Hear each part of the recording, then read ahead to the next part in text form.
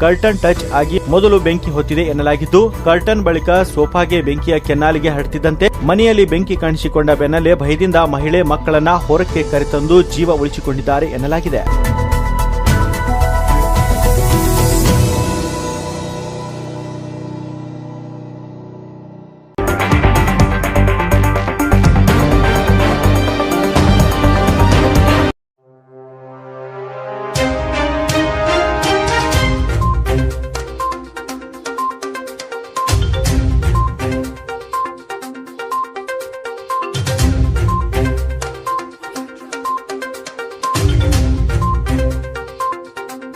ಅಲ್ಪಸಂಖ್ಯಾತರು ಇವತ್ತು ದೇಶದಲ್ಲಿ ರಾಜ್ಯದಲ್ಲಿ ನಡೀತಿರ್ತಕ್ಕಂಥ ಘಟನೆಗಳನ್ನು ನೋಡಿದಾಗ ಇವತ್ತು ನಿಮ್ಮ ಗಮನಕ್ಕೆ ತರ್ತೀನಿ. ನಾನು ಮೊನ್ನೆ ಏನೋ ಒಂದು ವಿಷಯ ಹೇಳಿದ್ದೆ RSS ಬಗ್ಗೆ. ಇವತ್ತು ಈ ಸರ್ಕಾರದಲ್ಲಿ ಎಲ್ಲ ಯೂನಿವರ್ಸಿಟಿಗಳಲ್ಲಿ ಸಿಂಡಿಕೇಟ್ ಮೆಂಬರ್ಗಳನ್ನು RSSನ ಕಾರ್ಯಕರ್ತರು ಮಾಡ್ಕೊಂಡಿದ್ದಾರೆ.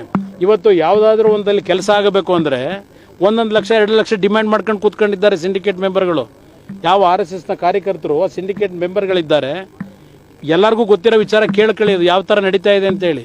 ನಾನು ಅದಕ್ಕೆ ಹೇಳಿದ್ದು 40 ವರ್ಷದ ಹಿಂದಿನ RSS ಬೇರೆ, ಈಗಿನ RSS ಬೇರೆ ಅಂತಕ್ಕಂಥದ್ದನ್ನು ಯಾಕೆ ಹೇಳಿದೆ ಅಂದರೆ ಆ ದೃಷ್ಟಿಯಿಂದಲೇ ಹೇಳಿದ್ದೇನೆ. ಹಲವಾರು ವಿಷಯ ಚರ್ಚೆ ಮಾಡ್ಬೋದು. ಇವತ್ತು ಈಗಾಗಲೇ ಭಾಗವತ್ ಅವರು ಹೇಳಿಕೆ ಕೊಟ್ಟಿಲ್ವಾ? ನಿನ್ನೆ ವಿಜಯದಶಮಿಯ ಒಂದು ಕಾರ್ಯಕ್ರಮದಲ್ಲಿ ಏನು ಹೇಳಿಕೆ ಕೊಟ್ಟಿದ್ದಾರೆ? ಇದು ದೇಶ ಒಡೆಯ ಕೆಲಸಗಳು. ಆಮೇಲೆ ಏನು ಇವ್ರಿಗೇನು ಗುತ್ತಿಗೆ ಕೊಟ್ಟಿದ್ದೀರಾ? ಎಲ್ಲ ಹಿಂದೂ ದೇವಸ್ಥಾನಗಳನ್ನು ಇವ್ರು ಸುಪರ್ದಿಗೆ ಕೊಡಬೇಕಂತೆ. ಇವ್ರದ್ದು ಅಕೌಂಟಲ್ಲಿ ಇಟ್ಟಿದ್ದಾರೆ. ಈಗ ಉದಾಹರಣೆಗೆ 89ರಿಂದ 91ನೇ ಇಸ್ವಿವರೆಗೆ ಆದ್ವಾನಿಯವರು ರಥಯಾತ್ರೆ ಮಾಡಿದ್ರಲ್ಲ, ಇಟ್ಟಿಗೆ ಮತ್ತೆ ಹಣ ವಸೂಲಿ ಮಾಡಲಿಕ್ಕೆ. ಆ ಸಂದರ್ಭದಲ್ಲಿ ಕಲೆಕ್ಷನ್ ಆದಂಥ ಹಣ ಎಷ್ಟು, ಆ ದುಡ್ಡು ಎಲ್ಲಿಟ್ಟರು, ಆ ದುಡ್ಡು ಬಡ್ಡಿ ಸೇರಿ ಎಷ್ಟಾಗಿತ್ತು ಇಲ್ಲಿವರೆಗೆ, ಎಲ್ಲಿದೆ ಆ ದುಡ್ಡು? ಅದಾದಮೇಲೆ ಈಗ ಮತ್ತೆ ಪುನಃ ಸಂಗ್ರಹ ನಡೀತು. ಇದಕ್ಕೆ ಯಾರಾದರೂ ಅಕೌಂಟಬಿಲಿಟಿ ಯಾರು ಕೊಟ್ಟಿದ್ದಾರೆ? ಹಿಂದುತ್ವದ ಹೆಸರಿನಲ್ಲಿ ಇವತ್ತು ಎಲ್ಲ ದೇವಸ್ಥಾನಗಳನ್ನೆಲ್ಲ ಇಲ್ಲಿ ನಾವಿಲ್ಲೆಲ್ಲೋ ಕಟ್ಟಿರ್ತೀವಿ, ಕಷ್ಟಪಟ್ಟು ನಮ್ಮ ಜನ ಕಟ್ಟಿರ್ತಾರೆ ಯಾವುದೋ ಊರಲ್ಲಿ ದೇವಸ್ಥಾನ, ಅಲ್ಲಿ ಆದಾಯ ಬರ್ತಾ ಇದ್ರೆ ಈಗ ಅದು ನಮಗೆ ಕೊಡಿ.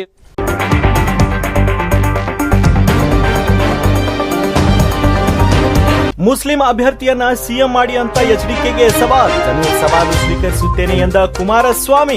ನಾವು ರಾಮನಗರದಲ್ಲಿ ಅನಿತಾರಿಗೆ ಟಿಕೆಟ್ ಕೊಟ್ಟೆವು, ಆದ್ರೆ ನೀವು ಎಷ್ಟು ಮುಸ್ಲಿಂ ನಾಯಕರಿಗೆ ಕ್ಷೇತ್ರ ಬಿಟ್ಟು ಕೊಟ್ಟಿದ್ದೀರಿ? ಜಮೀರ್ ಪ್ರಶ್ನೆಗಳಿಗೆ ಕುಮಾರಸ್ವಾಮಿ ಟಾಂಗ್. ಕುಮಾರಸ್ವಾಮಿ ವರ್ಸಸ್ ಜಮೀರ್ ಅಹಮದ್. ಮುಗಿಬಿದ್ದ ಜಮೀರ್ ವಿರುದ್ಧ ಕುಮಾರಸ್ವಾಮಿ ವಾಗ್ದಾಳಿ. ಮುಸ್ಲಿಂ ಅಭ್ಯರ್ಥಿಯನ್ನ ಸಿಎಂ ಮಾಡಿ ಅಂತ ಎಚ್ಡಿಕೆಗೆ ಸವಾಲು ಹಾಕಿದ ಜಮೀರ್ ಅಹಮದ್. ಜಮೀರ್ ಸವಾಲು ಸ್ವೀಕರಿಸುತ್ತೇನೆ ಎಂದ ಕುಮಾರಸ್ವಾಮಿ. ಇಲ್ಲೇ ಇರ್ತಾರೆ ಪದ್ಮನಾಭನಗರಲ್ಲಿ. ನಾಳೆ ಕೂತ್ಕೊಂಡು ಅನೌನ್ಸ್ ಮಾಡಲಿ, ನಾವು ಅಲ್ಪಸಂಖ್ಯಾತರನ್ನ ಮುಖ್ಯಮಂತ್ರಿ ಮಾಡ್ತೀವಿ, ನಮ್ಮ ಅಧಿಕಾರ ನಮ್ಮ ಸರ್ಕಾರ ಬಂದ್ರೆ ಅಂತ ಹೇಳ್ಬಿಟ್ಟು ಘೋಷಣೆ ಮಾಡಿಬಿಡ್ಲಿ.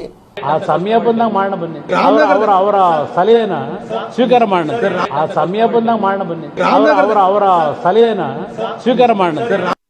ರಾಮನಗರ ಹೇಳ್ತಾ ಇದ್ದಾರೆ, ರಾಮನಗರಲ್ಲಿ ಮುಸಲ್ಮಾನ ಇವರಿದ್ರು ಕ್ಯಾಂಡಿಡೇಟ್ ಕುಮಾರಸ್ವಾಮಿ ಅವರು 2 ಕಡೆ ನಿಲ್ಲೋದು ಬೇಕಾಗಿರ್ಲಿಲ್ಲ.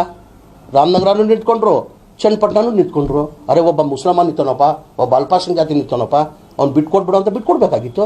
ಆವಾಗ ನಾವು ಒಪ್ಕೊಳ್ತಾ ಇದ್ವಿ, ಇಲ್ಲ ಸ್ವಾಮಿ ಇವ್ರಿಗೆ ಅಲ್ಪಸಂಖ್ಯಾತರ ಬಗ್ಗೆ ಕಾಲೇಜ್ ಇದೆ ಅಂತ. 2 ಕಡೆ ನಿಲ್ಲೋದು ಬೇಕಾಗಿ ಏನಿತ್ತು ಅವ್ರಿಗೆ? 2 ಕಡೆ ನಿಲ್ಲೋದು ಏನಕ್ಕೆ ಬೇಕಾಗಿತ್ತು? ಆಯಿತು, 2 ಕಡೆ ನಿಂತರು, ಒಂದು ಕಡೆ 2 ಕಡೆ ಗೆದ್ದರು, ಒಂದು ಕಡೆ ರಾಜೀನಾಮೆ ಕೊಟ್ಟರು, ಒಂದು ಕಡೆ ಚನ್ನಪಟ್ಟಣದಲ್ಲಿ ಕಂಟಿನ್ಯೂ ಮಾಡಿದ್ರು, ಇಲ್ಲಿ ರಾಜೀನಾಮೆ ಕೊಟ್ಟರು. ಬೈ ಎಲೆಕ್ಷನ್ ಬಂತಿಲ್ಲ, ಬೈ ಎಲೆಕ್ಷನಲ್ಲಿ ಒನ್ನಾಡಿಗೆ ಮಾಡ್ಕೊಂಡಿವಿ ನಾವು. ಅನಿತಾಕ್ ಅವ್ರಿಗೆ ಅಭ್ಯರ್ಥಿ ಆಗಿದ್ರು. ಆವಾಗಲೇ ಹೇಳ್ಬೇಕಾಗಿತ್ತಿಲ್ಲ, ಅಲ್ಪಸಂಖ್ಯಾತರ ಮೇಲೆ ಪ್ರೀತಿ ಇದ್ದರೆ ಸರ್ ಇದು ಅಲ್ಪಸಂಖ್ಯಾತರು ಬಿಟ್ಬಿಡಿ ಸರ್, ಹೆಬ್ಬಾಲ್ಗೆ ವಸತಿಪ ನನ್ನ ಕಡೆಯಿಂದ ಸೋತಿದ್ದಾರೆ, ದೊಡ್ಡವರಾಗಿ ಬಿಡೋರು ಅವರು. ಆಮೇಲೆ ರಾಮನಗರ ಇದೆಯಲ್ಲ, ಇತಿಹಾಸ ಇದೆ. ಸಮದ್ ಸಾಬ್ರು ಫಸ್ಟ್ MLA ಆಗಿದ್ದಲ್ಲಿ ಮುಸ್ಲಿಂ MLA ಆಗಿದ್ರು.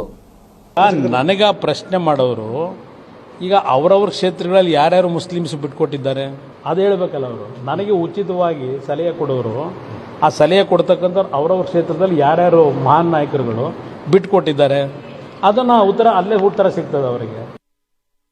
ಜಾಫರ್ ಶರೀಫ್ನ ಮುಗಿಸಿದ್ದು CM ಸಿದ್ದರಾಮಯ್ಯ ಅವರು ಅಂತ ಹೇಳಿದ್ದಾರೆ, ಕರೆಕ್ಟ್ ತಾನೆ? ಈಗ ಜಾಫರ್ ಶರೀಫ್ ಮುಗಿಸಿದ್ದು ಯಾರು? ಜಾಫರ್ ಶರೀಫ್ ಅವ್ರನ್ನ 7 ಬಾರಿ MP ಆಗಿದ್ರು ಅವರು. ಎಂದೂ ಅವರು ಸೋತಿರಲಿಲ್ಲ. 2004 CM ಇಬ್ರಾಹಿಂನ MP ಆಗಿ ಅಭ್ಯರ್ಥಿಯಾಗಿ ಜನತಾದಳ ಕ್ಯಾಂಡಿಡೇಟ್ ಮಾಡಿದ ಕಾರಣಕ್ಕೆ ಜಾಫರ್ ಶರೀಫ್ ಅವ್ರು ಸೋಲ ಕಾರಣ ಆಯಿತು. ಯಾರಿಂದ ಸೋಲಾಯಿತು ಅವ್ರದ್ದು? ಇದೇ ಜನತಾದಳದಿಂದ ಸೋಲಾಯಿತು. ರಾಜಕೀಯದಿಂದ ಕೊಲ್ದಾಗ್ಬಿಟ್ರು ಅವ್ರನ್ನ.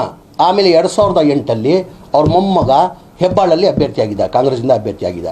ಇವ್ರೇನು ಮಾಡಿದ್ರು? ಅವ್ರ ಮೊಮ್ಮಗನ್ನ ಮುಗಿಸ್ಬೇಕಂತ ಹೇಳ್ಬಿಟ್ಟು ಅವ್ರೇನು ಮಾಡಿದ್ರು? ಅಜೀಮ್ನ ಅಭ್ಯರ್ಥಿ ಮಾಡಿದ್ರು 2008. ಅಜೀಮ್ ಅವರು 23,000 ಓಟ್ ತೊಗೊಂಡ್ರು. 23,000 ಓಟ್ ತಗೊಳ್ಳೋ ಕಾರಣಕ್ಕೆ ಪಾಪ ಅವ್ರ ಮೊಮ್ಮಗನ್ನ ಸೋಲ್ಸಂಗಾಯ್ತು. ಯಾರು ಮುಗಿಸಿರೋದು ಅವ್ರನ್ನ? ಕಾಂಗ್ರೆಸ್ ಅವರ ಮುಗಿಸಿರೋದು, ಸಿದ್ದರಾಮಯ್ಯ ಅವರ ಮುಗಿಸಿರೋದು, ಇದೇ ಕುಮಾರಸ್ವಾಮಿ ಅವರು ಮುಗಿಸಿರೋದು. ಕಾಂಗ್ರೆಸ್ ಪಕ್ಷ ಮುಗಿಸಿದ ಜಾಫರ್ ಶರೀಫ್ ಕುಟುಂಬಕ್ಕೆ, ಇಲ್ಲ ಜನತಾದಳ ಅವ್ರು ಮುಗಿಸಿದ್ದು. ಹಾಗಿದ್ರೆ ಒಂದು ನಿಮ್ಗೆ ಕೇಳ್ತಕ್ಕಂಥದ್ದು, ಚಾಮರಾಜಪೇಟೆಯಲ್ಲಿ ನಿಲ್ಸಿದ್ವಲ್ಲ ಸ್ನೇಹಿತನ, ಹಾಗಾಗಿದ್ರೆ ಕಾಂಗ್ರೆಸ್ ಸೋಲಿಸಿ ಬಿಜೆಪಿ ಗೆಲ್ಸಕ್ಕೆ ನಿಲ್ಸಿದ್ನಾ ಚಾಮರಾಜಪೇಟೆಯಲ್ಲಿ? ಆಯ್ತು ಸ್ವಾಮಿ, ಮುಸಲ್ಮಾನ ನಿಗಮ ಮಂಡಳಿಯಲ್ಲಿ ಕುಮಾರಸ್ವಾಮಿ 2 ಬಾರಿ ಮುಖ್ಯಮಂತ್ರಿ ಆಗಿದ್ರು, ಎಷ್ಟು ಜನ ಚೇರ್ಮನ್ ಮಾಡಿದ್ರು ಅಂತ ಪಟ್ಟಿಕೊಳ್ಳಿ. ಆದರೆ ನಂಬಿಡಿ, ಬೇರೆ ಕಾರ್ಯಕರ್ತರಿಗಾದ್ರೂ ಮಾಡಬೇಕಾಗಿತ್ತಾನೆ. ಬೇರೆ ಕಾರ್ಯಕರ್ತರಿಗಾದ್ರೂ ಮಾಡಿದ್ರ? 2006 ಮುಖ್ಯಮಂತ್ರಿ ಮಾಡಿದ್ರು, ಅವಾಗೂ ನಿಗಮ ಮಂಡಳಿ ಮಾಡಲಿಲ್ಲ. 2018 ಕಾಂಗ್ರೆಸ್ ಅವ್ರು ರೆಡಿ ಮಾಡ್ಕೊಂಡಿದ್ರು ಪಟ್ಟಿ, ಕಾಂಗ್ರೆಸ್ ಅವ್ರು ಮಾಡೋದು ಬೇಡ ಅಂತ ಕುಮಾರಸ್ವಾಮಿನ ಹೇಳಿ ಮಾಡಿಸ್ಲಿಲ್ಲ. ಆಮೇಲೆ ಯಾವ ಸಮಾಜಕ್ಕೆ? ಆಮೇಲೆ ಒಕ್ಕಲಿಗರಲ್ಲಿ ಯಾರು ಬೆಳೆಸಿದ್ದಾರೆ ಅವರು? ಈಗ ಒಂದು ಕಡೆ ಮುಸಲ್ಮಾನ್ ಬಿಟ್ಟಾಗಿ ಒಕ್ಕಲಿಗರನ್ನ ಎಲ್ಲಿ ಬೆಳೆಸಿದ್ದಾರೆ? ಒಕ್ಕಲಿಗರು ಬೆಳೆಯ ಸಹಿಸಲ್ಲ ಅವರು. ಅವ್ರ ಸಮಾಜದವರು, ಅವ್ರ ಜಾತಿಯವರು ಬೆಳೆದ್ರೆ ಸಹಿಸಲ್ಲ ಅವರು. ನಮ್ಮನ್ನ ಸಹಿಸ್ತಾರ ಸ್ವಾಮಿ? ಸಹಿಸಲ್ಲ. ಯಾರ ಮೇಲೂ ಚರ್ಚೆ ಬೇಡ. ಹೀಗೆ ಯಾರ್ಯಾರು ಏನೇನಾದರೂ ಎಲ್ಲಿಂದ ಬೆಳೆದ್ರು ಇತಿಹಾಸ ಅಲ್ಲೇ ಇದೆಯಲ್ಲ. ನಾನು ಹೇಳ್ಬೇಕಾ? ನನ್ನ ಬಾಯಿಲಿಂದ ಹೇಳ್ಬೇಕಾದ ಅವಶ್ಯಕತೆ ಇಲ್ಲ. ಯಾವ ವ್ಯಕ್ತಿಗಳ ಬಗ್ಗೆನೂ ಚರ್ಚೆಯ ಅವಶ್ಯಕತೆ ಇಲ್ಲ. ದೇವೇಗೌಡರು ಮುಖ್ಯಮಂತ್ರಿ ಆದರು, ಅವ್ರಿಗೊಂದು ಅವಕಾಶ ಸಿಕ್ತು, ಪ್ರಧಾನಮಂತ್ರಿ ಆಗಬೇಕಂತ ದಿಲ್ಲಿಗೆ ಹೋದರು. ಇಬ್ರಾಹಿಂ ಅವ್ರಿಗೆ ಮಾಡಬೇಕಾಗಿತ್ತು, JDS ಅಧ್ಯಕ್ಷ ಅವರೇ ಇದ್ದಿತ್ತಾನೆ. ಏನಕ್ಕೆ ಜೆ ಎಚ್ ಪಟೇಲ್ ಮಾಡಿದ್ರು? ಅನೌನ್ಸ್ ಮಾಡಲಿ.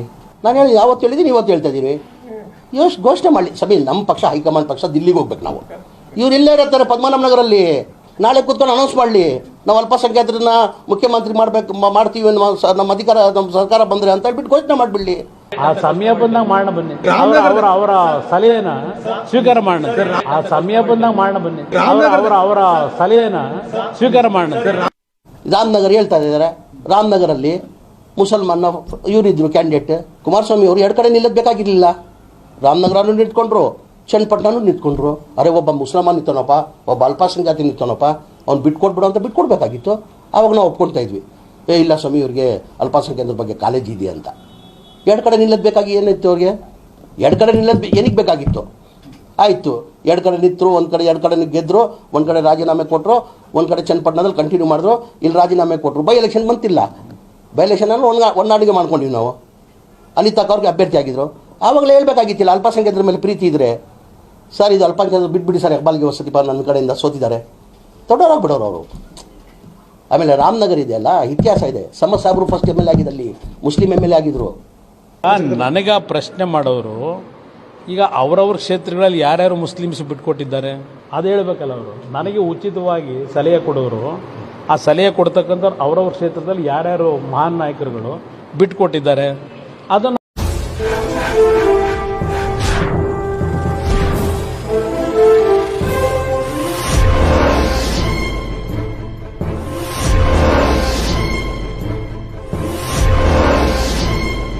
ಉತ್ತರ ಅಲ್ಲೇ ಉತ್ತರ ಸಿಗ್ತದೆ ಅವರಿಗೆ.